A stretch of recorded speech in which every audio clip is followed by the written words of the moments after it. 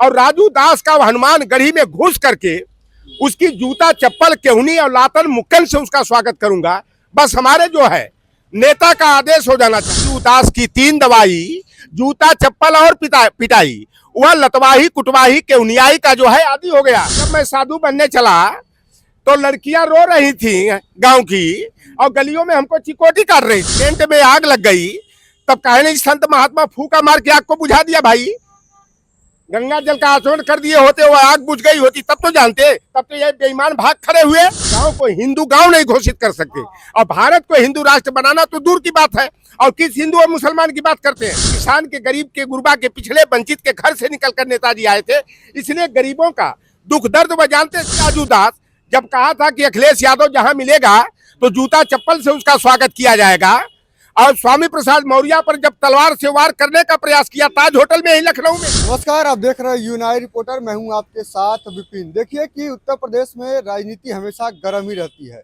देखिए एक महंत हैं जो अपने आप को खुद को कहते हैं कथा कथित महंत, उनको हम कहेंगे क्योंकि राजू दास नाम है। कह रहे थे कि जो भी जाता है प्रयागराज तो वहाँ पे मुलायम सिंह यादव की लगी मूर्ति के ऊपर पेशाब करके आएगा, और कठमुल्ला उनको कहते हैं। जिसके बाद समाजवादी पार्टी के नेताओं में आक्रोश है, कार्यकर्ताओं में आक्रोश है। उनका कहना है कि मुलायम सिंह यादव जी एक ऐसे नेता थे जो गरीबों को हक दिलाने का काम किया था, और आज उनका इस तरह से अपमान किया जा रहा है, ये पीडीए नहीं सहेगा। तो ऐसे में हमारे साथ देखिए बात करने के लिए समाजवादी पार्टी के कद्दावर नेता लौटा राम निषाद जी हैं, जो हमेशा अपनी बेबाकी के लिए जाने जाते हैं। डॉक्टर राम जी, आपका बहुत बहुत स्वागत है हमारे चैनल में। धन्यवाद आपके चैनल को। और जो राजू दास पाखंडी का नाम आपने लिया, मैं साफ तौर पर मैं कहता हूं कि राजू दास की 3 दवाई, जूता चप्पल और पिटाई, वह लतवाही कुटवाही केहुनियाई का जो है आदि हो गया है। जब तक उसको लतवाही उसकी नहीं होती है, कुटवाही नहीं होती है, तब तक उसका दिमाग काम नहीं करता है, मानसिक संतुलन बिगड़ जाता है। फिर भी एक महंत है, इस तरह की भाषा नहीं, वो पाखंडी है, ढोंगी है, अपराधी है, बलात्कारी होगा। उसका जांच करा लोगे आप, बायोडाटा खंगाल लोगे तो दूध का दूध और पानी का पानी हो गया। एक उसी मठ में हनुमानगढ़ी जो अयोध्या का मठ है, वहां का ही अपने को महंत बताता है। वहीं पर एक जो है कि वो राजू परमहंस आचार्य है जो अपने को जगत गुरु बताता है। जगत गुरु अभी 1 हफ्ता पहले क्या बयान दे रहा था कि जब मैं साधु बनने चला तो लड़कियां रो रही थी गांव की और गलियों में हमको चिकोटी काट रही थी। आप बताओ, जो संत हो गया है और इस तरह की जो है बदतमीजी की बात करता है और ऑन कैमरा बात कर रहा है, तो ये जानो, समझ लो कि इनका चाल और चरित्र कैसा है। ये सब नंबर 1 के अपराधी हैं, चरित्रहीन है। और कुंभ की तमाम घटनाएं आ रही हैं, वहां महिलाएं गायब हो रही हैं, लड़कियां गायब हो रही हैं। और राजू दास ने परम पूज्य नेताजी पर जो टिप्पणी किया कि महाकुंभ में स्नान करने जो जाए तो वहां पर जो यह प्रतिमा कठमुल्ला की लगी है उस पर पेशाब करके जरूर आना, यह हमारे पीडीए के महानायक की, महामानव की, हमारे भगवान का यह अपमान है। और राजू दास ने जो बयान दिया है, अभी तक पुलिस, चाहे पुलिस प्रशासन हो चाहे उत्तर प्रदेश की सरकार हो, इसने संज्ञान नहीं लिया है। इसके ऊपर FIR दर्ज होना चाहिए। अगर उत्तर प्रदेश की सरकार और पुलिस प्रशासन कोताही बरतता है, राजू दास पर जो है कि कार्रवाई नहीं करता है, कठोर मुकदमा कायम करके इसको जेल में नहीं डालता है, तो यह साफ तौर पर माना जाएगा कि उत्तर प्रदेश की सरकार ऐसे लुच्चों, लफंगों और दुष्ट आत्माओं को आगे करके जो है हमारे पीडीए के लोगों को अपमानित करने का काम किया जा रहा है। यही राजू दास जब कहा था कि अखिलेश यादव जहां मिलेगा तो जूता चप्पल से उसका स्वागत किया जाएगा, और स्वामी प्रसाद मौर्य पर जब तलवार से वार करने का प्रयास किया ताज होटल में ही लखनऊ में, तब इस लफंगे की लात हमारे पीडीए के लोगों ने लात मुक्का केहुनी से स्वागत किया था। तो बाद में इसने माफी मांगा था। और फिर इतनी महानता भी गलती किया है कि जिन नेताजी ने 90% लोगों को सम्मान देने का काम किया, सम्मान की जिंदगी जीने का काम किया, और ये मनुपुत्रों के जो सीने में जो आग लगी हुई है, यह इनकी बौखलाहट का यह परिणाम है कि यह नेताजी जैसी शख्सियत पर इस तरह की अपमानजनक टिप्पणी करने का, ओछी हरकत करने का प्रयास किया है। अगर उत्तर प्रदेश सरकार राजू दास पर अंकुश नहीं लगाती है और राजू दास सार्वजनिक रूप से माफी नहीं मांगता है, तो अगर माननीय अखिलेश यादव जी आदेश दे देंगे लौटर राम निषाद को अपनी सेना लेकर के जाऊंगा और राजू दास का हनुमान गढ़ी में घुस करके उसकी जूता चप्पल केहुनी और लातन मुक्कन से उसका स्वागत करूंगा। बस हमारे जो है नेता का आदेश हो जाना चाहिए। इस तरह के लोग अगर पुलिस प्रशासन नियंत्रित नहीं कर पाती, वो अभद्र भाषा का इस्तेमाल कर रहे हैं, तो एक महंत हैं, आप भी एक वरिष्ठ कैसा नेता महंत? हैं, तो कैसा महंत? आप भी तो थोड़ा मर्यादा रख सकते ये हैं। महंत की भाषा होती है, ये संत की भाषा होती है। यह अगर इस तरह चिरकुटई की भाषा का इस्तेमाल करें तो ये संत महात्मा कैसे हो सकते हैं? जो सीधे गुंडागर्दी की बात करें, जातिवाद की बात करें, हिंदू मुसलमान की बात करें, अगड़ा और पिछड़ा की बात करें, तो ऐसे जिहादी कैसे समाज के मार्गदर्शक होते हैं? संत और महात्मा का अर्थ मालूम है क्या होता है? जो समाज को मार्गदर्शक देने का काम करता है, सही दिशा में ले जाने का काम करता है, वह संत और महात्मा और साधु का चरित्र होता है। और जो जाति के नाम पर गाली देने का काम करे, का नयन सुख है रामभद्राचार्य। पिछले साल एक भागवत कथा के दौरान आगरा में उस जिसने देश दुनिया तो देखा नहीं किस पाप की उपज, उस बाबा ने कहा था कि मरे मुलायम कांसी राम, प्रेम से बोलो जय श्री राम। अगर जो इस तरह के बताओ कि सार्वजनिक मंचों से इस तरह का ऐलान करते हैं, इस तरह की भाषा का प्रयोग करते हैं, वो संत और महात्मा कैसे हैं? ये धर्म के नाम पर आडंबर खड़ा करके ये अपनी दुकान चलाने का काम करते हैं। आज तो वहां पर 144 वर्ष के बाद ये धर्माचार्य तमाम कर रहे हैं।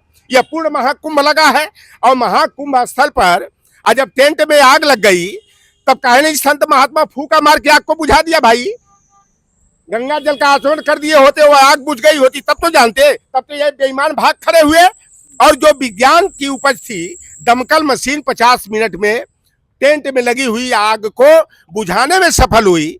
तो यह धर्म के नाम पर जो वहां टेंट लगा हुआ है, दुकान लगी हुई है, भाई नेताजी की प्रतिमा स्थापित करके संदीप यादव जो पूर्व प्रत्याशी 2022 में समाजवादी पार्टी के रहे, उन्होंने जो वहां पर दर्शनार्थी आ रहे हैं, जिनकी आस्था है संगम में, उनको खाने का बंदोबस्त करना, मार्ग रास्ता दिखाने का काम करना, उनके लिए विश्राम की व्यवस्था करना, तमाम जो धर्म का काम जिसे कहा जाता है, लोगों की मदद के लिए वो काम कर रहे हैं। और नेताजी की प्रतिमा वहां लगा करके, क्योंकि नेताजी महान आत्मा थे, छोटे मोटे नहीं थे।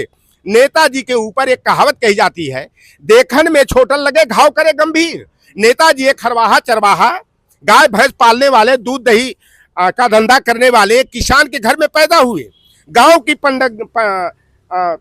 पगडंडियों से निकल करके उत्तर प्रदेश की राजनीति में ही नहीं, देश की राजनीति में साख जमाने का काम किए और रक्षा मंत्री तमाम हुए होंगे 1947 से लेकर आज तक। लेकिन नेताजी ने जो रक्षा मंत्री के रहते हुए जो व्यक्तित्व और कृतित्व को स्थापित किया, वह कोई अभी उसकी काट नहीं बन पाया। नेताजी जब कोई शहीद हो जाता था सीमा पर, पहले उसकी कैप आती थी उसके घर, लेकिन नेताजी ने कहा कि शहीद का उसे दर्जा मिलना चाहिए, सम्मान उसका अंतिम संस्कार होना चाहिए, और ताबूत में बंद करके उसके शव को उसके परिवार के दर्शनार्थ भेजा जाता था और 10 लाख रुपया उस परिवार के सदस्य को दिया जाता था। गैस एजेंसी हो, पेट्रोल पंप हो, इस तरह से नेताजी का यह काम था। क्योंकि दुखिया की गति दुखिया जाने, अकी दुखिया कमाई, जाके पाँव ने फटे बेवाई सो का जाने फिर परवाई। एक किसान के, गरीब के, गुरबा के, पिछड़े वंचित के घर से निकलकर नेताजी आए थे, इसलिए गरीबों का दुख दर्द वह जानते थे। और सीमा पर जितने मरने वाले होते हैं उसमें मोस्टली हमारे पीडीए के लोग होते हैं। बड़ी जात वाले तो बड़े बड़े अधिकारी बन करके हमारे लोगों का शोषण उत्पीड़न करने का काम करते हैं। इसलिए नेताजी ने जो हमारे शहीदों के लिए सम्मानजनक काम किया, आज तमाम आर्मी के लोगों का परिवार होगा, उनके परिवार के लोग नेताजी को सम्मान से याद करते हैं, भगवान के रूप में पूजते हैं। नेताजी ने कन्या विद्याधन योजना हो, चाहे मुफ्त पढ़ाई मुफ्त दवाई की योजना को आगे करने का काम हो, शादी विवाह अनुदान योजना हो, तमाम लोग इलाज के अभाव में घूट घूट कर मर जाते थे, नेताजी ने चिकित्सा अनुदान योजना को लागू किया। और जब 2012 में समाजवादी पार्टी की सरकार बनी और माननीय अखिलेश यादव प्रदेश के मुख्यमंत्री बने, नेताजी के बताए हुए रास्ते पर चलते हुए इंटर पास बेटे और बेटियों की आगे की पढ़ाई के लिए लड़कियों को 30,000 कन्या विद्याधन और 100% जाति धर्म वर्ग संप्रदाय से ऊपर उठ करके शुल्क प्रतिपूर्ति और छात्रवृत्ति की योजना को लागू किया। 18 लाख इंटर पास बेटे और बेटियों को लैपटॉप दे करके नई तकनीक से उनको जोड़ने का काम किया। इसीलिए ये मनुपुत्र जिनके पेट में दर्द हो रहा है, ओछी हरकतें कर रहे हैं, नेताजी की देन है कि आज लोहार कुहार सुनार तेली तमोली बरई बारी नाई धोबी कुजड़ा कसाई फकीर जुलाहा गद्दी घोसी डोम धरकार बखोर वाल्मीकि जैसी जातियां जो सपने में कभी गांव का प्रधान बनने का सपना भी नहीं देख पाती थी, नेताजी ने 27% ओबीसी को पंचायत राज अधिनियम 1994 के माध्यम से और नगर निकाय अधिनियम 1995 के माध्यम से उन्होंने ओबीसी को 27%, एससी को 21%, एसटी को 2% और सभी वर्ग की महिलाओं को 33% आरक्षण कोटा दे करके कुर्सी पर बैठ करके कलम चलाने का अधिकार दिया। अगर नेताजी जैसी महान आत्मा या निर्णय नहीं ली होती, पंचायत राज अधिनियम नहीं बनाई होती, तो ये लोहार कुहार मलाह केवट कुर्मी काछी कहीं ब्लॉक प्रमुख बन जा रहे हैं, कहीं मेयर बन जा रहे हैं, कहीं पार्षद सभासद बन के, कहीं गांव का प्रधान बन करके, जो कुर्सी पर बैठ करके नीति बनाने का और कलम चलाने का जो अधिकार मिला है। इसलिए ब्राह्मणवादी ताकतों को, मनुवादियों को, जो मनु के विधान के अनुसार वर्ण व्यवस्था को मजबूत करने का काम करते हैं, ऐसे लोगों के पेट में दर्द हो रहा है। अच्छा, राजू दास को लगता है कि मुलायम सिंह यादव मुस्लिमों का सपोर्ट करते थे, हिंदू विरोधी थे और ये अपने को खुद को कट्टर हिंदू कहते हैं, हिंदू राष्ट्र बनाने की बात करते हैं। तो मुलायम सिंह यादव को लेकर ऐसा सोच कैसे है कि ये कठमुल्ला है और सिर्फ यादव और मुस्लिमों की बात करते थे? राजू दास को खुद हिंदू का परिभाषा नहीं मालूम कि हिंदू कहाँ किसे जाता है। हिंदू जो देखोगे फारसी का शब्द है और यह हमारे लोगों के लिए गाली ये है।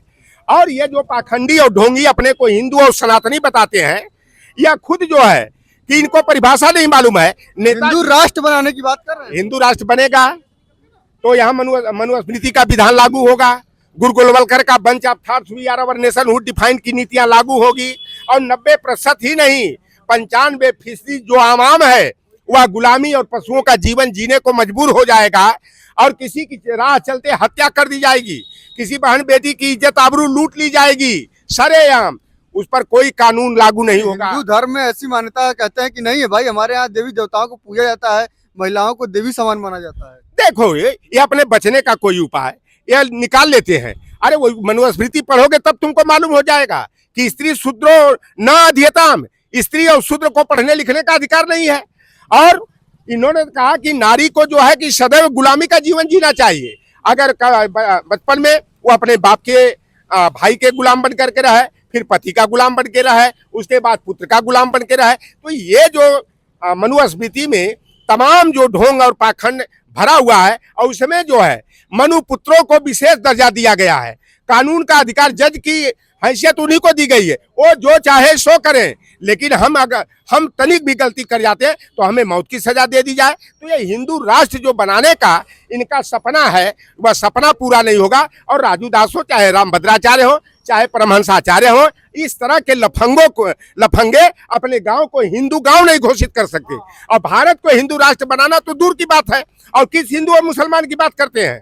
अरे भाई, मुसलमानों ने देश की आजादी के लिए जितना लड़ाई लड़ा, ये जो अपने को आज सनातनी कर रहे हैं, आरएसएस और भाजपा वाले जो बन रहे हैं, इनके पुरखे जो है अंग्रेजों की मुखबिरी करने का काम करते थे। मैं तो किसी पर उंगली, मरी हुई आत्मा पर उंगली उठाना नहीं चाहता, लेकिन मजबूर होकर के जब हमारे भगवान मुलायम सिंह यादव पर उंगली उठाई जा रही है, अटल बिहारी वाजपेयी भी मुखबिरी अंग्रेजों की करते थे, जिनको ये क्रांतिवीर कहते हैं।